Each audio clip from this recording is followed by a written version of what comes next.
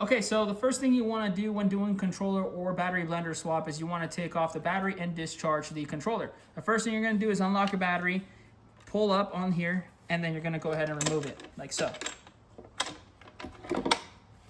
Once the battery has been removed, you want to press it on. It'll come off for a brief second and then turn off all the way. That will be discharging your controller, so that way you can work on it now.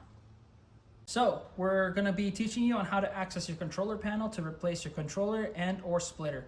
So the first thing you're going to need is a 4mm Allen key. From there, you can go ahead and loosen all these bolts like so. Once loosened evenly, you're going to go ahead and collectively take them all apart.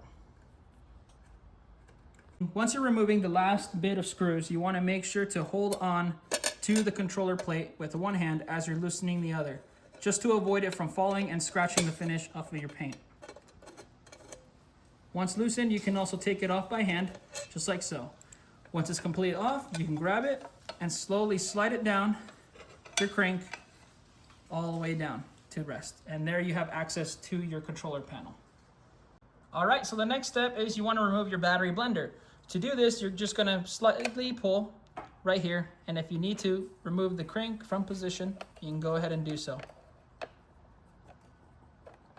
You can pull it out by hand, and to disconnect it, there's going to be these connections right here, XT90s, and you're going to go ahead and pull with both hands just like so to disconnect. These are designed for anti-spark, so you want to make sure to pull them out with both fingers like that. Do not pull them from the cables here. You want to grab them from here and pull. And that is how you remove your battery blender. To remove your controller, you're going to be accessing the three bolts on the very top. To do that, you're going to use the same 4mm Allen key to loosen, just like so. Once loosened, you can go ahead and take them off either by hand or by Allen key, just like so. And now, once the bolts are gone, you can go ahead and remove the controller. From there, you're going to see a few connections, XT90s, and then you're going to see some other connections just like so. This connection is going to be for your tail light, while this connection is going to be for your torque sensor. The best way to know is by the thin cable right here connected to the center bracket here of your bottom bracket.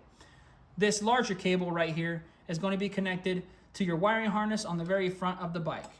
The easiest way to tell is usually by the 3 connections on one side, while there's only 2 connections on this side. These 2 connections on this side are going to be for your motor cable, which is this big thick one, and this one right here is going to go straight to your battery balancer. In case you're having some battery balancer issues, you can always connect the XT90 connection to either or this cable, which this one is going to be for your front battery, while this one's going to be for your rear rack battery, in case you want to test out if the batteries are working with your bike. To remove the controller once it's out of the box, you want to make sure to disconnect the cables just like so. You want to grab from the tops right here and not from the cable to pull. This will damage the interior of the cable itself. So you grab it from here, you wiggle it, and pull out just like so. And repeat the same process to all the cables as you see here. To access the motor cable, you want to cut off all the zip ties carefully to not cut any of the cables of the bike itself.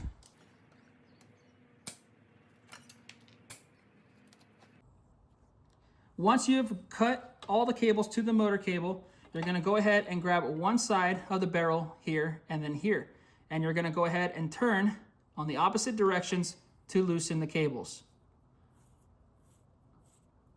Once the barrel has been properly disengaged, at that point you'd be able to pull the cable apart. Now that you removed the old controller, you're going to grab the new controller and you're going to be installing it back in the same order that was shown. You're going to go ahead and line both arrows, as you can see right there, with each other, and you're going to go ahead and push inwards. Once it's in and secure, you're going to use the same burrs to tighten them. Keep in mind, if it becomes a struggle to tighten them, loosen them, because you do not want to cross thread. You want to make sure to smoothly put it on, and it should go on easily by hand, just like so. Once you have secured the motor cable, now you can go ahead and connect your other cables, which is going to be for all the rest of the things of your bike. So the first thing to do is the same thing. You want to look for the arrow on the bike itself and look for the other arrow on the other connection. And you're going to go ahead and align set arrows and connect it in. Not aligning the arrows will cause damage to your wiring.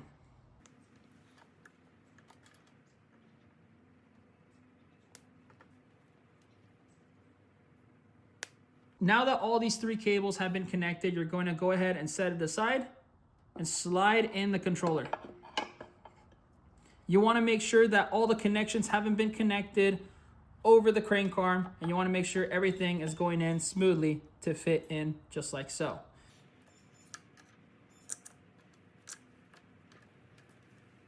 All right, so now as you can see right here in this hole, you can see that there's a hole right there crossing. You want to make sure to find the hole and put the first screw in once the hole has been seen. And you want to make sure to put it on and thread it correctly. If it is a struggle to put it on by hand, do not force it. You want to make sure to pull it back out and pull it back in when needed. Once you have the first one, you can go ahead and align the rear one right there to get it perfectly aligned. Once you have both inside, then you can perfectly align the center one, as you see here. Once those have been installed, take your 4mm Allen key and tighten it down all the way. Once the controller is secure and not rattling inside of your bike, now you can reconnect the battery balancer. So to do this, you're going to reconnect it like so. From the controller to the center of the splitter. And these two cables right here, does not matter which battery gets connected to which, both will work the same way.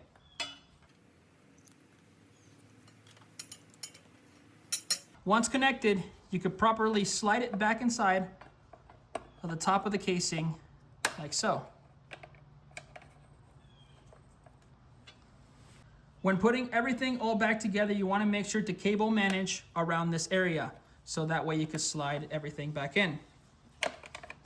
So you could properly move the cables aside and install everything back together.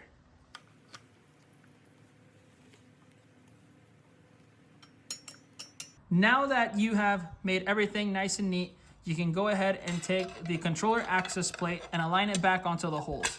If there is a little bit of a gap right here, no need to fear, because you can just go ahead and just tighten it down with your hand right there and then put the bolts back into place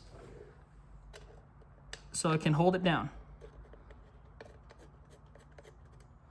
Make sure you put that bolt here and put one across, so that way it holds it nice and firm, so that way you can install the rest of the bolts.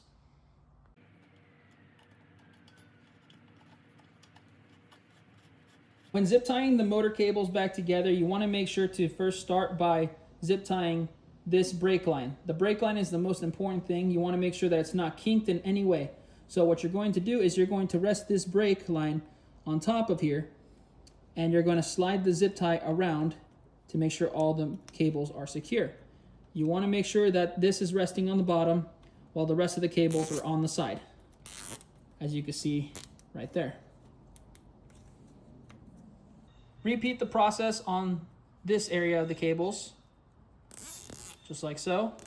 And once it's been secure, you can go ahead and grab your zip tie cutters and you can go ahead and cut the excess off. And that's it. So to put your battery back into your bike, you want to make sure that this key is in the unlock position. This pin on the inside rotates to the lock position as so once it's in. If you happen to put the battery in while the pin is up in that lock position, it could cause cosmetic damage like so. To install it, you're going to go ahead and turn the key to the unlock position like so.